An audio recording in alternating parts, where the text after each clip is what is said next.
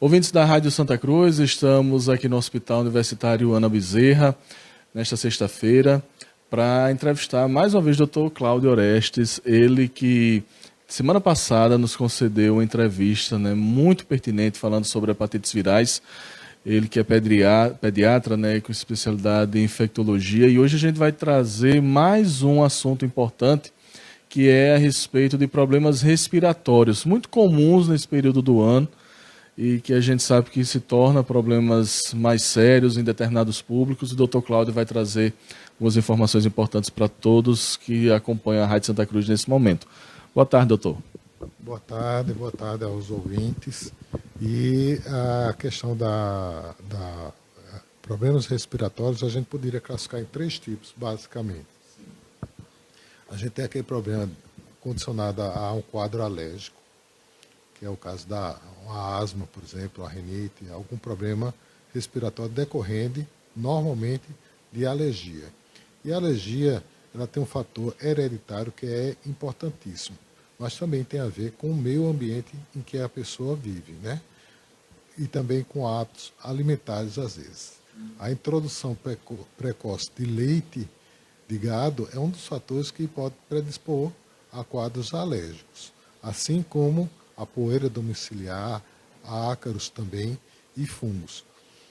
E a asma, ela tem um componente importante, que é o fator predisponente que a pessoa tem, porque não é todo mundo que tem família com asma vai ter. Aquela pessoa tem uma predisposição maior. Com relação aos outros 2 tipos que a gente tem, seria a bronquite, normalmente é causada por um quadro viral, e atinge crianças menores. Eu acredito que a maioria dos ouvintes já tenham ouvido falar sobre bronquiolite. A gente teve um surto nesse ano que bateu todos os recordes e foi muito disseminado entre crianças abaixo de 6 meses, inclusive com a necessidade de internação.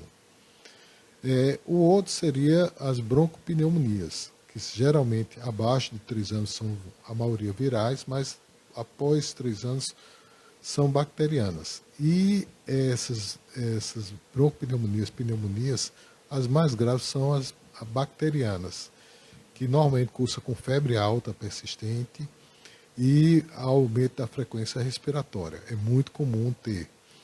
De uma maneira geral, são doenças que precisa estar atento, porque elas levam, às vezes, à necessidade de internação de acordo com a gravidade.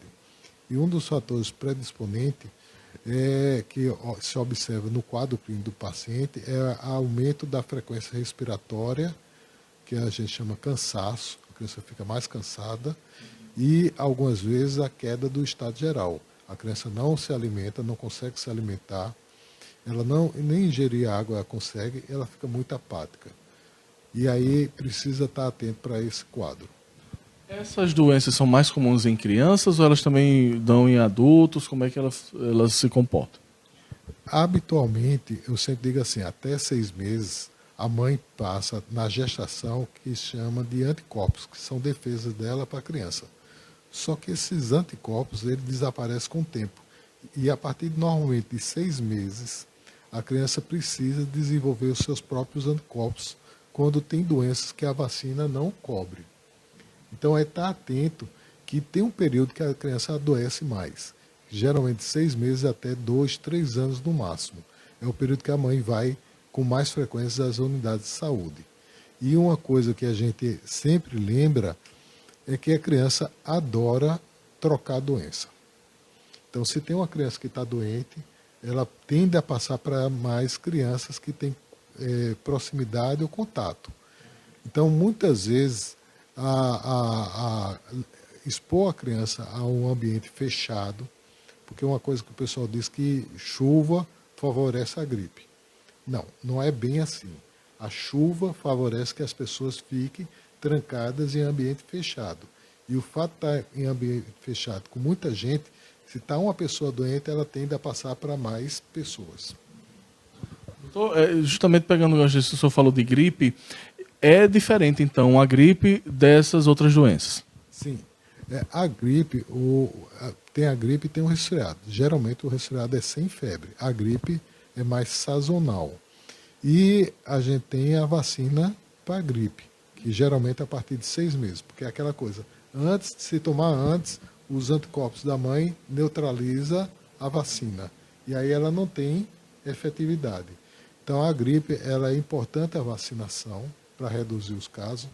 E uma coisa que eu vejo o pessoal dizer com muita frequência é: eu tomei a vacina e gripei. Antes não tivesse tomado. Não, não é bem assim. A vacina reduz o potencial de ter gripe. Mas a gripe, ela muda a característica do vírus com muita rapidez. Por isso, alguns vírus fogem ao controle da vacina. Então, o senhor já deu algumas informações de como evitar, vamos dizer assim, doenças como essa, mas tem realmente forma de blindar as crianças ou evitar realmente ao máximo que elas contraiam esse tipo de problema respiratório? O que fazer? Primeiro, eu vejo muita mãe, toda mãe tem orgulho de dizer que é mãe e quer mostrar ao seu filho. Então, algumas vezes, criança pequena demais, até 3, 4 meses, o ideal é não expor ela a ambientes com muitas pessoas, porque alguém vai pegar na mão dela e criança tem um hábito muito comum de colocar a mão na boca. E aí acontece, às vezes, a transmissão de algum vírus, alguma bactéria. Além disso, a questão de uma alimentação saudável, principalmente natural, que hoje é cada vez mais difícil. O pessoal começa a dar alimentos de forma inadequada, industrializado, ou através de garrafa muito, muito cedo. O ideal é que a alimentação seja o mais natural possível e o aleitamento materno ele é fundamental, principalmente nesse mês de agosto que a gente está com a campanha com relação ao aleitamento materno. Além disso, é a questão do cuidado com hábitos de higiene. Também ajuda muito. E, se possível, o controle de fatores que podem levar à alergia dentro de casa. As alergias geralmente são crônicas, não tem cura? A grande maioria das crianças ela tem uma melhora a partir do desenvolvimento pulmonar. É quando o pulmão cresce mais e ela consegue, mesmo com a alergia, respirar melhor. Uma parte delas vão ter naturalmente a remissão da alergia. Uma parte não, elas vão levar para a vida adulta. Mas graças a Deus a quantidade é em torno de 10% que pode eventualmente são alérgicos e vão continuar alérgicos quando adultos. E aí o tratamento é sempre? O tratamento é através da prevenção. Hoje a gente tem medicamentos que são mais eficazes e efetivos para prevenir as crises naqueles quadros que são crônicos. O senhor falou aí a questão da amamentação, doutor. Infelizmente tem mães que não conseguem amamentar, não é? E aí inserem outros tipos de leite logo cedo nessa criança. O que seria mais ideal, né? Até para que se evite maiores problemas para ela? O que seria ideal uma das coisas que cai muito assim no imaginário da população é o receio que o leite materno não esteja sendo suficiente. Porque o leite materno tem uma digestão muito rápida. A criança comeu, naturalmente o estômago fica vazio rápido e a vontade dela é comer o tempo todo, que é normal. Não é porque o leite não está se vindo, pelo contrário, às vezes está se vindo até demais, porque a digestão é muito boa e ela cresce rapidamente. Então, se ela está crescendo rapidamente, o peso natural, a mãe não tem que ter porquê ir na ideia das pessoas que moram próximas e que criam a ideia que o leite dela não serve, não é forte, não está prestando. Então, é perseverar no leite. E no caso dela não estar atingindo o peso naturalmente, aí sim a gente orienta fazer uma suplementação ou mesmo um leite de partida que a gente chama fórmula materna, fórmula láctea da criança, que é um leite mais apropriado para a criança e desenvolve menos alergia. Então, nunca dá outro tipo de leite que pode dar problema. Com certeza pode dar problema, porque são leites que têm proteínas que a gente chama estranhas ao nosso organismo, e qualquer coisa que você se alimente que seja estranha ao seu organismo, o seu organismo entende que aquilo é uma tentativa de invasão de corpo estranho e ele reage, provocando essa alergia.